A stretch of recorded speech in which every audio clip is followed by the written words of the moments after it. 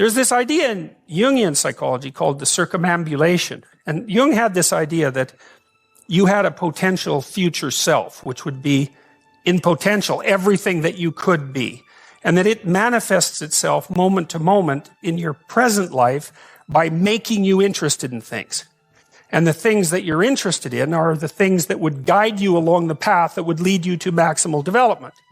Now, it sounds like a metaphysical idea or a mystical idea even, but it's not. It's not. It's a really profoundly biological idea. The idea is something like, well, you're set up so that you're automatically interested in those things that would fully expand you as a well-adapted creature. Well, there's nothing radical about that idea. What else could possibly be the case? Unless there's something fundamentally flawed about you, that is what the situation would be. It's kind of interesting to think about how that would be manifest moment to moment, but the idea is something like, well, your interest is captured by those things that lead you down the path of development. Well, that better be the case. Okay, so that's fine. And so there's some utility in pursuing those things that you're interested in. That's the call to adventure, let's say. So, and the call to adventure takes you all sorts of places. Now, the problem with the call to adventure is, like, what the hell do you know? You might be interested in things that are kind of warped and bent. And often it's the case that when new parts of people manifest themselves and grip their interest, say, they do it very badly and shoddily. And so you stumble around like an idiot when you try to do something new. That's why the fool is the precursor to the savior from the symbolic perspectives, because you have to be a fool before you can be a master. And if you're not willing to be a fool, then you can't be a master. So you're gonna, it's an error-ridden process. And that's also laid out in the Old Testament stories, because the first thing that happens to all these patriarchal figures when God kicks them out of their father's house when they're like 84 is that they run into all sorts of trouble, and some of it's social and some of it's natural and some of it's a consequence of their own moral inadequacy. So they're fools. But the thing that's so interesting is that despite the fact that they're fools, they're still supposed to go on the adventure, and that they're capable of learning enough as a consequence of moving forward on the adventure so that they straighten themselves out across time. And so it's something like this. This circumambulation that Jung talked about was this continual circling, in some sense, of who you could be. You might notice, for example, that there are themes in your life. You know, when you go back across your experiences, you see you kind of have your typical experience that sort of repeats itself. And there might be variation on it, like a musical theme, but it's like you're circling yourself and getting closer to yourself as you move across time. That's the circumambulation. Now, you remember that for a sec, because we'll go back to it. Okay, so imagine that something glimmers before you. It's an interest that's dawning, and you decide, well, first of all, you're paralyzed. You think, well, how do I know if I should pursue that? It's probably a stupid idea. And the proper response to that is, you're right, it probably is a stupid idea, because almost all ideas are stupid. And so the probability that as you move forward on your adventure that you're going to get it right the first time is zero. It's just not going to happen. And so then you might think, well, maybe I'll just wait around until I get the right idea, and which people do, right? So they're like 40-year-old, 13-year-olds, which is not a good idea. And so they wait around until it's waiting for Godot, until they finally got it right. But the problem is you're too stupid to know when you've got it right. So waiting around isn't going to help, because even if the perfect opportunity manifested itself to you in your incomplete form, the probability that you would recognize it as the perfect opportunity is zero. You might even think it's the worst possible idea that you've ever heard of anywhere. Highly likely. Highly likely. So Nietzsche called that a will to stupidity, which I really liked, because he thought of stupidity as being you have to take it into account fundamentally and work with it. And so you can take these tentative steps on your pathway to destiny, and you can assume that you're going to do it badly. And that's really useful, because you don't have to beat yourself up. It's pretty easy to do it badly. But the thing is, it's way better to do it badly than not to do it at all. And that's a hell of a lot better than just rotting away at home. So that's good. And so why is that? Well, okay, so you start your path and you think that you're heading, towards your star. And so you go in that direction. And then, because you're here, the world looks a particular way, but then when you move here, The world looks different, and you're different as a consequence of having made that voyage. And so what that means is that now that thing that glimmers in front of you is going to have shifted its location, because you weren't very good at specifying it to begin with, and now that you're a little sharper and more focused than you were, it's going to reveal itself with more accuracy to you. And so then you have to take it's almost like a 180-degree reversal. But it isn't, because, you've gone this far, and that's a long ways to get that far. But that's a lot farther than you would be if you just stayed where you were, waiting. And so it doesn't matter that you overshoot continually.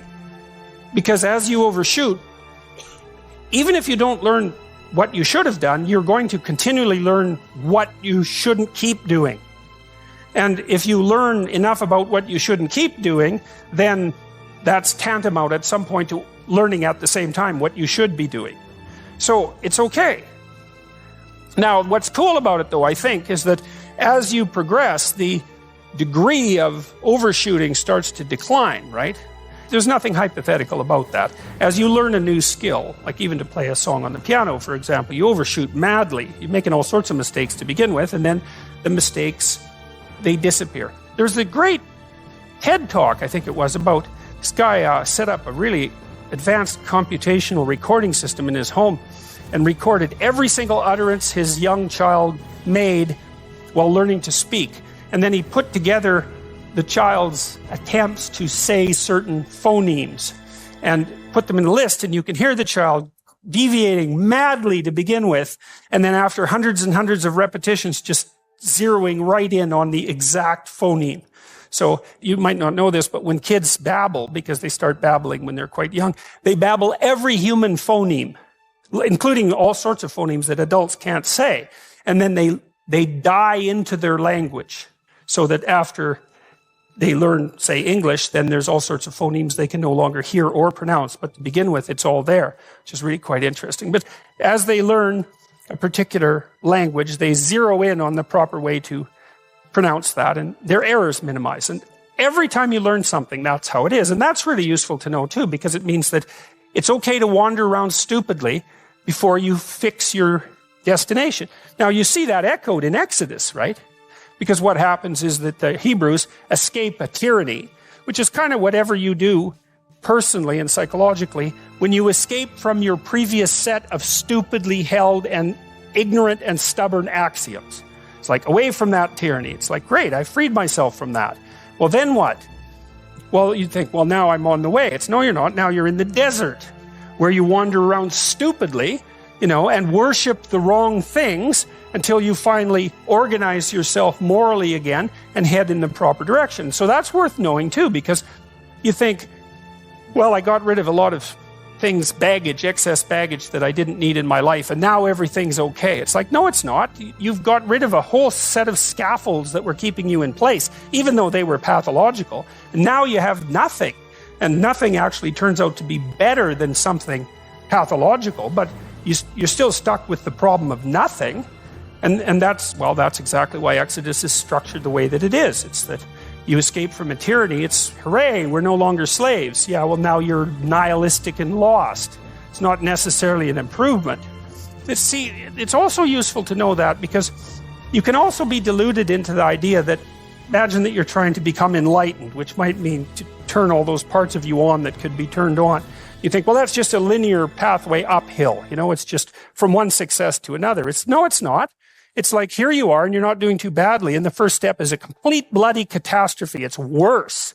And then maybe you can pull yourself together, and you hit a new plateau, and then that crumbles and shakes, and bang, it's worse again. And so, because part of the reason that people don't become enlightened is because it's punctuated by intermittent deserts, essentially, by intermittent catastrophes.